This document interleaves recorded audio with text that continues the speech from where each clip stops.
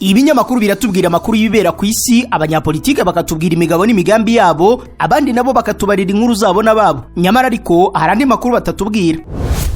Ayo makuru na ya kampani Rubavu Buy and Sell Limited. Ngiyi kampani yizewe mu kugura no kugurisha ibibanza n'inzu mu buryo bwihuse. Ikorera mu burengerazuba bw'u Rwanda, by'umwihariko mu mujyi wa Rubavu ndetse no mu karere ka Musanze. Uretse kugura no kugurisha inzu, inabafasha kugura ibibanza no kubigurisha, ikanabafasha kubona apartment zo kubamo by'igihe gito cyangwa kirambye, ikanabafasha kuzamamaza. Ku bindi bisobanuro waduhamagara kuri 0782 42 43 82 cyangwa ukatwandikira ku mbuga nkoranyambaga zacu, hose twitwa Rubavu Real Estate. Rubavu Buy and Sell Limited, your trusted real estate partner. Hello, welcome back to Rubavu Real Estate. Twizere ko muri amahoro, twizere ko mumeze neza n'abatameze neza mwihangane. Niba uri mushya kanda subscribe, ukore no kunzogera kugira ngo tujye tubana buri munsi, like, share, comment.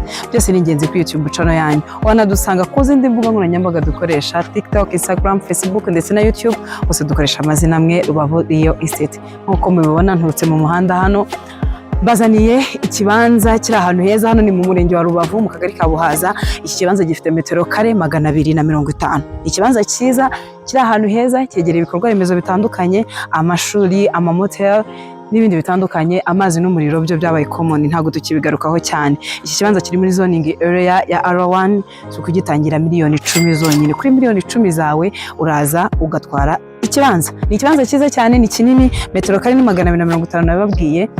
Watwandikira cyangwa ukaduhamagara kuri nimero ubona kuri screen yawe, ukaduhamagara mu bambere, kuko ikibanza tukugitangira amafaranga make cyane bitewe n'ubwiza bwacyo. Miliyoni 10 na amafaranga make ugereranyije n'ubwiza iki kibanza gifite. Twandikire cyangwa uduhamagare mu bambere. Ushobora no kutwandikira ku mbuga nkoranyambaga zose dukoresha, TikTok, Instagram, Facebook ndetse na YouTube. Amazina dukoresha namwe ni Rubavu Real Estate. Kuri YouTube munsi iyi video ahari hagena umwanya wa comment, watwandikira ukahadusanga. Rubavu Buy and Sell turizewe cyane mu kugura no kugurisha ibibanza n'amazu mu buryo bwihuse. Tunabafasha no kubigura no kubigurisha. Usibye n'ibyo tubafasha kubona like motel cyangwa se kubona apartment zo kubamo by'igihe gito cyangwa se by'igihe kirekire. Dukorera mu ntara y'Iburengerazuba, especially mu karere ka Rubavu na karere ka Musanze.